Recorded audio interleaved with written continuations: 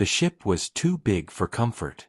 Even in the cold vacuum of space, where nothing had a natural scale, this ship looked like a mountain drifting through the stars. The alien crew had seen many wrecks before. They had picked clean war cruisers, colony ships, and mining haulers. But this one was different. It was human. And it was still whole. The aliens did not speak much as they approached. They had learned silence was better when fear was near. Their shuttle drifted closer, scanners searching, lights sweeping over the giant hull. No signals. No power. No life signs. Only steel, black and endless. It looked like the ship had been dead for centuries. The leader of the salvage crew, Captain Varric, leaned forward in his chair. His eyes narrowed. He had heard the stories of human ships. How they were built for death. How they carried weapons even the warlords feared. But this one was just floating. Empty. Waiting. To Varric, it looked like fortune. "Scans show nothing," said his first mate, voice shaking. "No movement. No energy. No crew." Varric hissed, a sound of confidence. "Then it is ours." The shuttle touched down on a flat surface near a sealed airlock. Their magnetic clamps locked in place. The sound echoed inside the small shuttle, and the crew froze. Even the smallest noise seemed too loud against the silence of the human warship. They put on their suits and carried their tools. Plasma cutters, scanners, and lights. The door of the shuttle opened with a hiss, and the void of space greeted them. Their boots clamped against the ancient hull as they moved toward the airlock. The metal was scarred, pitted with burns and holes from long-ago battles. But the structure was still strong. Too strong. The first alien raised the cutter and fired. Sparks flew as the beam sliced through the lock. Metal groaned. The sound carried through their suits like a scream. Finally, the hatch gave way, drifting free. Darkness yawned inside. One by one, they entered the ship.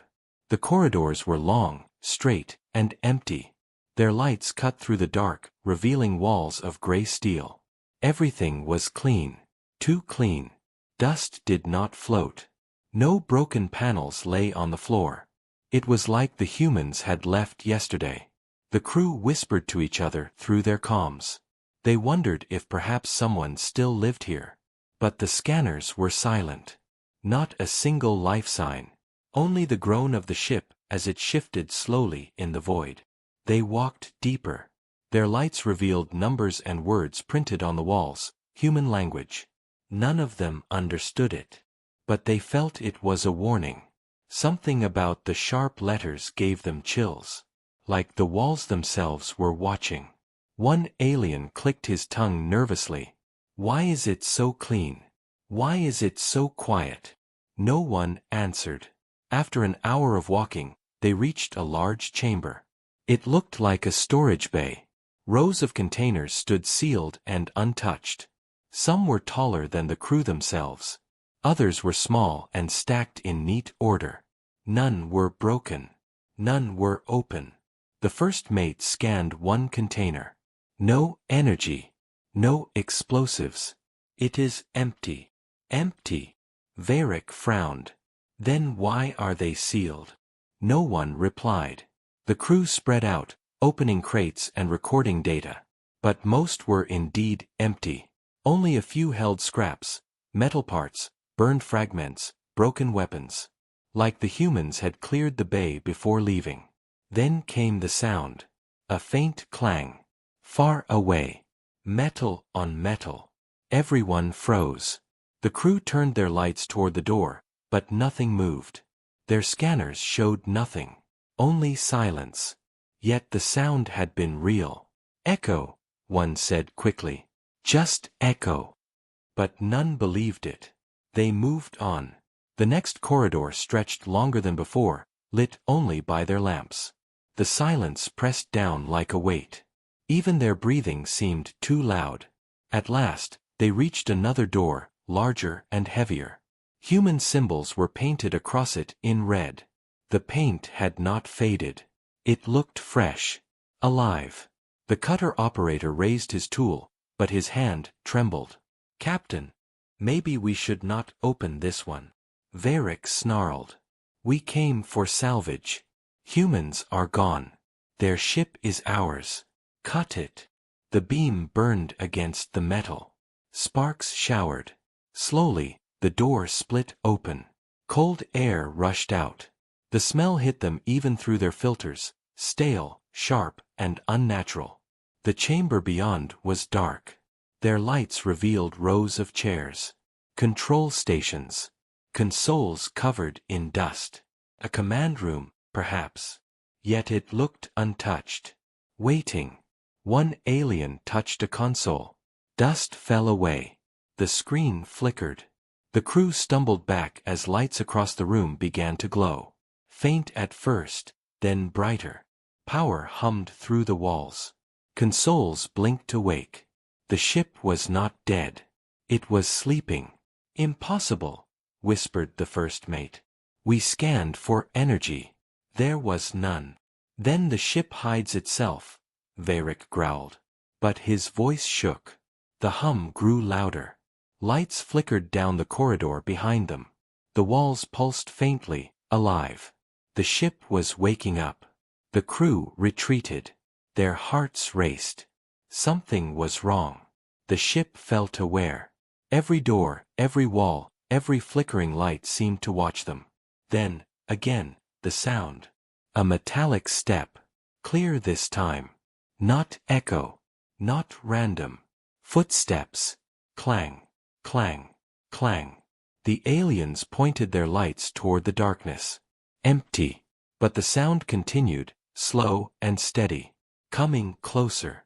Scanners still showed nothing. No life. No movement. Nothing at all. The cutter operator whimpered. "Nothing shows. Nothing. But something is there." Varric raised his weapon, though his hands shook. "Hold formation. We are not prey." The footsteps stopped.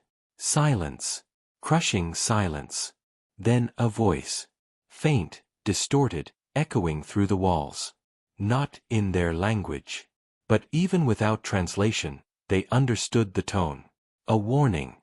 Their blood ran cold. Because the ship was not empty. It had never been empty. And something inside had just spoken. The silence pressed harder now. Every alien in the crew felt it in their bones. The ship had spoken, or something within it had spoken, and that sound still rang in their ears. Yet the scanners insisted, no life, no heat, no movement. Nothing at all. It was impossible. And that made it worse. Captain Varric tried to steady his voice. "We move forward. We take what we can. Humans are gone. This is only a machine." His words were strong, but his eyes shifted nervously across the glowing walls. The corridors had changed. Where before there was only darkness and dust, now faint strips of light glowed overhead. Not bright, not alive, but awake. The ship was breathing again. Panels clicked softly, like distant heartbeats. The crew felt small inside its vast body, like insects crawling through the veins of something far larger. They passed through a series of narrow halls. Strange human signs covered the doors and walls. Bright red letters, faded yellow warnings, black arrows pointing deeper. None of the aliens could read the language, but instinct told them these were not friendly marks. The sharp angles of the human script looked like claws. Some of the crew whispered that the symbols were watching them, mocking them. One younger salvager stopped before a door with a large black and yellow mark across it. He tilted his head. "Captain, these are warnings. I can feel it. Like danger." Varric bared his teeth. "You feel too much. Humans are gone. Their marks are nothing." But even as he said it, he did not touch the door. They walked on. Each new corridor stretched longer, quieter, until their own breathing filled their ears. Then they heard it again. A sound. Not footsteps this time, but a faint tapping. Like fingers drumming on metal. Tap, tap, tap. It came from behind them. The crew swung their lights back. Nothing. Only the long, empty hall. The tapping stopped. Scanners. Varric demanded. Nothing, the first mate whispered. His voice cracked. Always nothing. They entered a new chamber. It was circular, with walls lined by dark panels. Broken chairs floated in the thin air, drifting lazily like ghosts. At the far end stood a massive console, its screens cracked but glowing faintly. Power thrummed under their boots, steady now, like a pulse. The first mate reached toward the console. Dust fell away as his hand touched the surface. Symbols lit up under his fingers. Red words flashed across the screen. He could not read them, but the letters pulsed in rhythm, like a heartbeat. Fast. Urgent. What does it say? Another asked nervously. No one knows, the first mate said, pulling his hand back. The screen kept glowing. The red letters grew brighter. Sharper.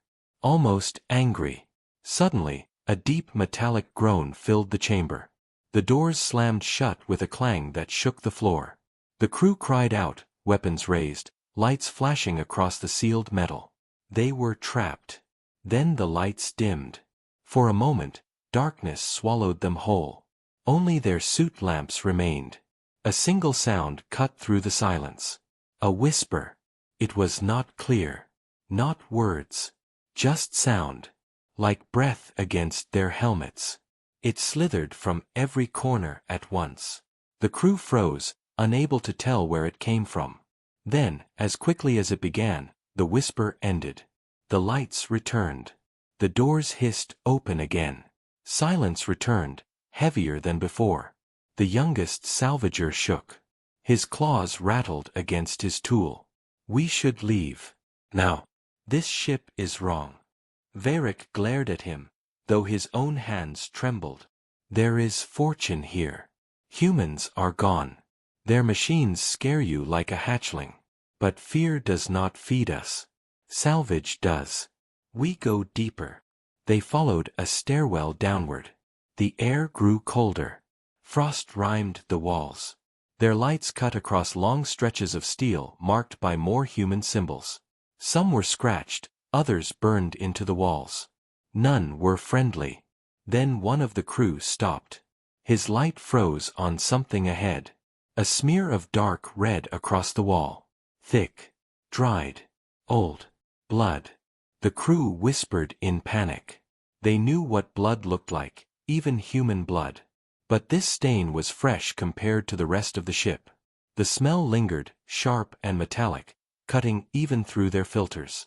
Impossible, the first mate whispered. This ship has been dead for centuries. How can there be fresh blood? No one answered. They pushed deeper, though their steps grew slower, heavier. Their lights caught more marks on the walls. Handprints. Scratches.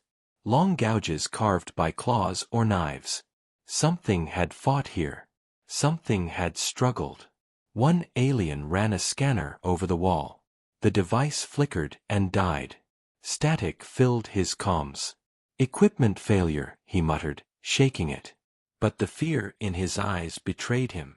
Nothing ever failed this easily. The crew gathered again in a wide junction. 4 corridors stretched outward like veins. Each one marked with human script. The signs glowed faintly, like painted fire. The youngest salvager whispered, "Which way?" Before Varric could answer, a sound drifted from the left corridor. A scream. High, sharp, and sudden. A voice not their own. The crew froze. Their blood ran cold. That voice had been real. Alive. And it was not human. It was one of their own. "Jirak," someone whispered. "He was just with us." They spun their lights in every direction. Jirak, one of the salvagers, was gone.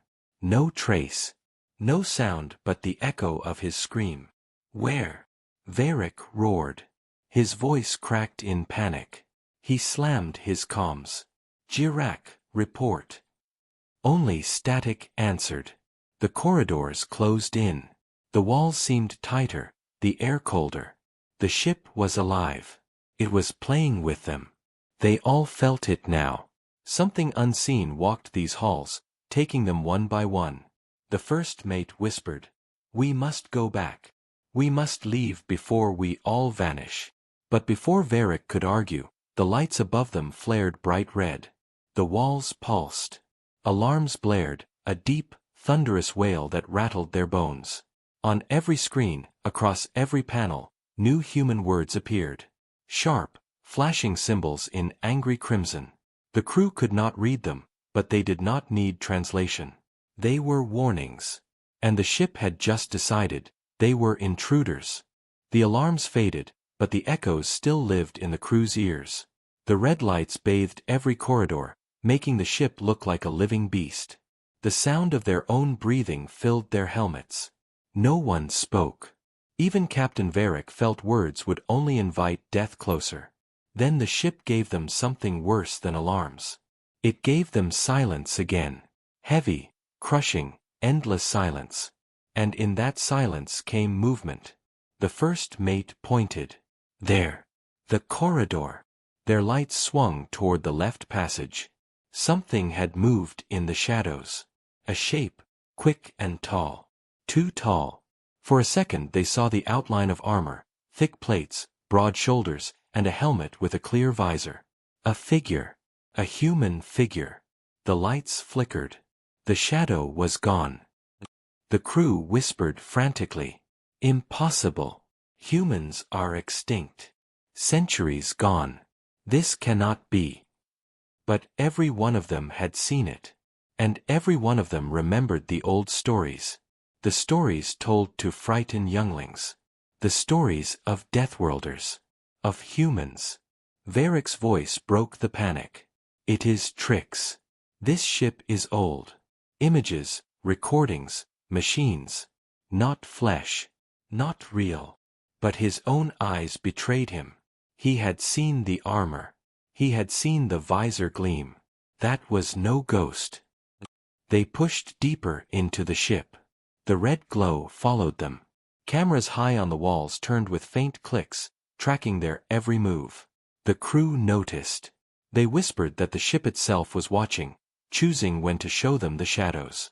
Then, in the middle of a corridor, a screen sparked to life. Dust fell from it as the image sharpened. The crew jumped back, weapons raised. On the screen stood a human soldier. The armor was heavy, scarred by war. The helmet covered the face, but the eyes burned bright behind the visor. The figure did not move at first. It only stared. Then, slowly, it raised a hand. Not a wave. Not a greeting. A signal. Stop. The screen went black. The youngest salvager whimpered. It knows we are here. It sees us. The first mate hissed. Scanners still show nothing. How can it be here if the sensors are blind? Varric's chest heaved. He had no answer. The ship was not broken. It was clever. Too clever. It hid its hunters from every scan. They entered another chamber. It was wide, with high ceilings and rows of dark consoles. The air was colder, their breath misting inside their helmets. At the center of the room stood a chair, massive, built for command. And in that chair, slumped forward, was a human form. The aliens froze. None dared move closer. The figure wore the same armor, dark and scarred. Its helmet tilted forward, hands resting on the arms of the chair. Dead, whispered one. Long dead. But then the helmet lifted. The crew screamed. Weapons rose. Lights cut across the figure as it stood, slow but steady. The armor creaked, the plates shifting with strength. The human raised its head fully now, visor glowing faintly in the red light. And then, a voice. Deep. Cold. Perfectly clear. Intruders detected. The aliens staggered back. Their hearts raced. The scanners still showed nothing. But the sound filled the chamber, echoing through their bones. The human soldier stepped down from the chair. Each footfall struck like thunder. You should not be here. The crew broke. Some stumbled toward the doors, others fired their cutters wildly, beams sparking against the walls. The human kept walking, slow, calm, unstoppable. Plasma fire struck the armor. It hissed and sparked, but the figure did not stop. It did not even flinch. The armor drank the energy like water. "Intruders," the voice repeated. "This vessel is not yours." The first mate screamed into his comms. "Scanners, why do they still read nothing?" No answer came. Only static. Then the lights across the ceiling flared brighter. Every screen in the room lit up at once. Images flashed, more soldiers. Rows of them. Humans in armor, standing ready in dark halls. Their visors glowed, their weapons gleamed. The screens showed them moving. Marching. The crew realized with horror, these were not recordings. The humans were alive. They were here. They were everywhere. The youngest salvager dropped his tool. His voice broke. "Deathworlders." The stories were true. The screens went black. Only one image remained, glowing in the center console, a red warning in human script. The crew could not read it, but the meaning was clear. "We are awake." The soldier in armor raised its hand. The lights flickered. Doors slammed shut. The crew was trapped again. "Intruders." The voice echoed one last time, deeper now, like the ship itself spoke through the soldier. "You should not be here." And then, with a slow turn of its helmet, the human soldier vanished into the shadows. One blink it was there. The next, gone. As if it had never existed at all.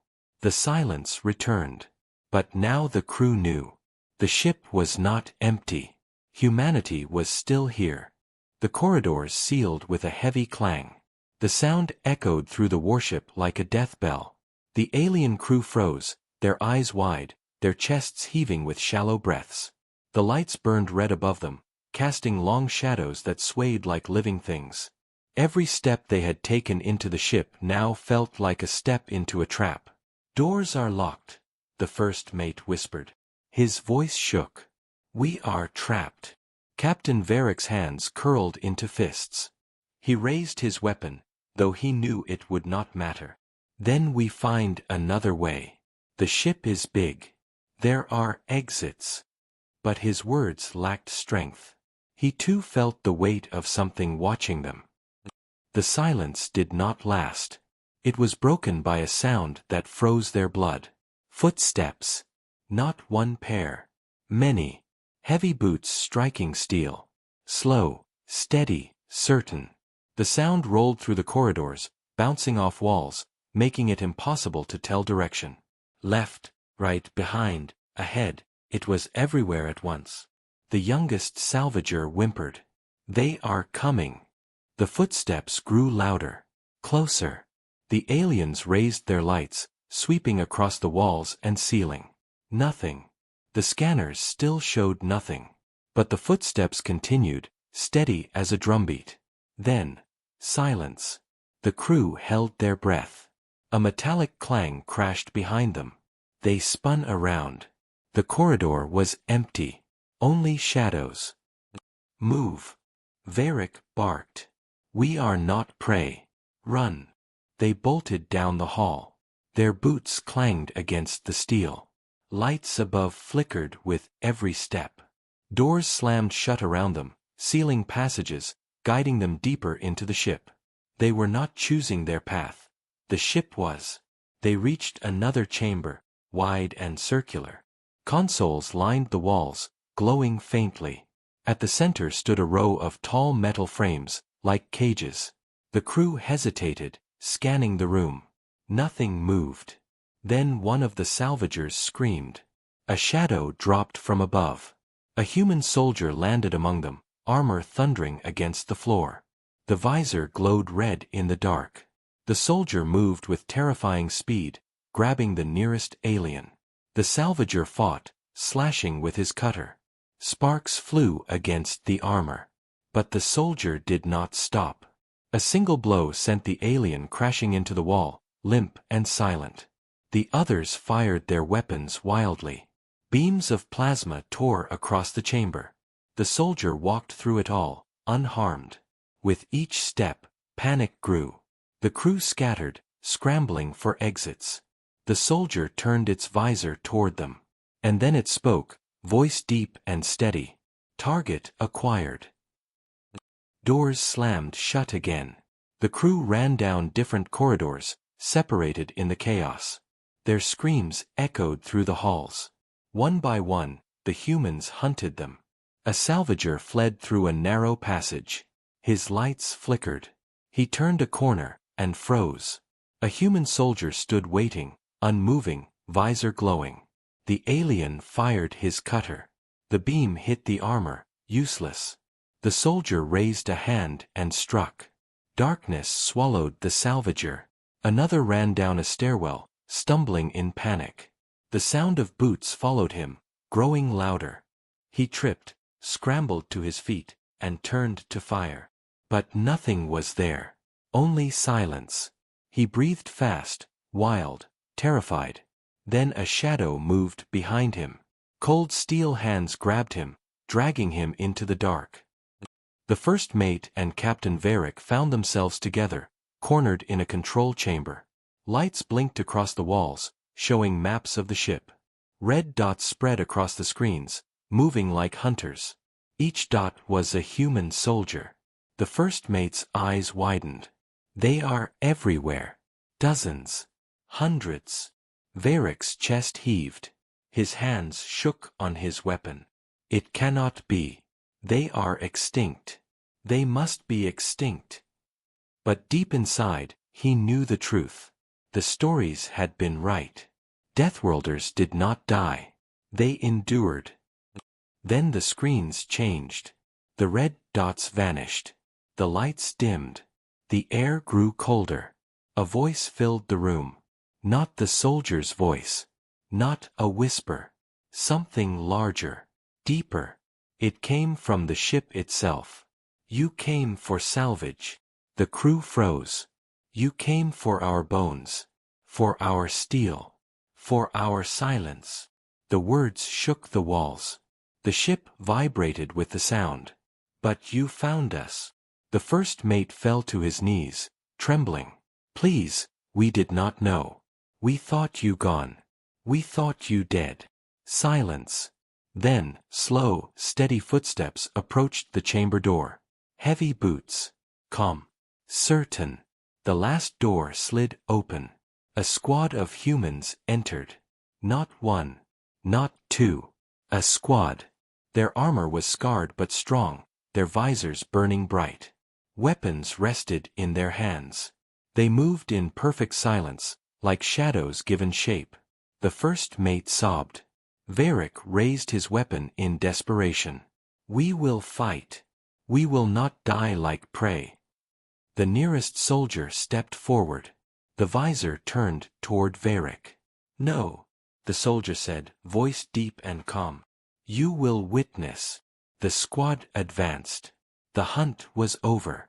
And the lesson of the Deathworld had just begun. The corridor was silent now. The surviving members of the alien crew huddled together, bruised, bleeding, and terrified. Their weapons were spent, their scanners useless. Every passage they had tried to escape through led only deeper into the human ship. They were trapped, completely at the mercy of the unseen hunters.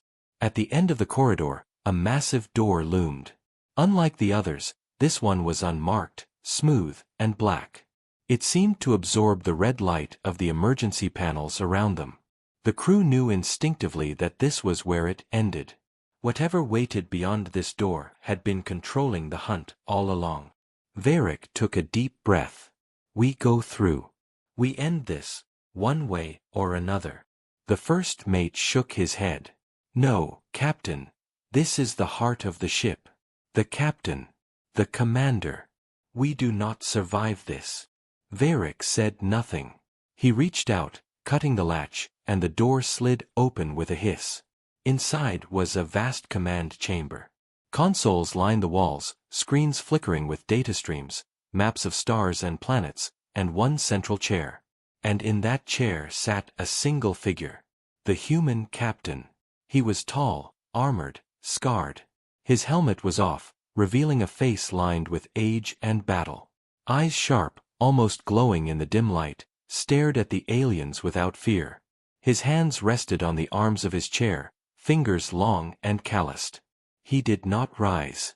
He waited. Varric stepped forward, weapon raised. We thought humans were extinct. You are alive. The captain's voice was calm, controlled. Alive. Always. You thought we were gone. But we endure. We train. We wait. The aliens swallowed hard. The first mate whispered. You watched. All this time. The captain nodded. Your sensors showed nothing. You assumed the ship was empty. You thought you could claim it. But it is not a ship. It is a warning. A lesson. Humanity rules where we survive. And this is a Class 15 Deathworld vessel. Built for hunters. Built for predators. Built for humans. Varric's hands shook. You made the ship hunt us? The captain leaned forward. Yes. We make sure those who enter our space understand the cost of underestimating us. You did not believe the stories. You were reckless, curious. And now you see. A rumble filled the chamber. The walls seemed alive, lights flickering in rhythm with his words. The ship pulsed. The humans had not merely returned, they had rebuilt themselves in every corner of the vessel. Every system, every shadow, every hallway had been trained to survive and defend. The aliens were not intruding into an abandoned ship, they were inside a fortress of human design. The surviving crew fell to their knees. Varric whispered. We surrender. Please. Do not kill us. The captain studied them. Then he spoke slowly, deliberately. You will live. But you will leave. And you will tell your people what you have seen. Humanity is not gone. Humanity endures. We will return to the stars, and when we do, you will know why the legends were never lies. He rose from his chair. His armor gleamed faintly in the dim light. The humans standing behind him, once shadows, now clearly visible, aligned themselves with precision. Their weapons lowered, but their presence was undeniable. Power radiated from them. Discipline. Experience. Strength. Varric and his crew were herded toward an exit. They dared not resist. The ship opened pathways for them, guiding them back to their shuttle. Each step felt like a lesson seared into memory. Every glance at the ship reminded them of what humanity had survived. Once aboard the shuttle, the engines hummed. The red lights of the ship faded behind them. The alien crew stared back at the massive vessel, floating silently now. Too quiet to the eye, but alive in ways they could not imagine. Varric exhaled, his voice trembling. They were never gone. The first mate nodded. We underestimated them. Humanity survived the impossible. And as the shuttle drifted away, the ship remained behind, silent once more, waiting for the next intruders. The captain's last words echoed in their minds. You thought we were gone. But we are still here. And this is only the beginning. The aliens would never forget. Humanity had returned. Humanity had survived. Humanity had ruled.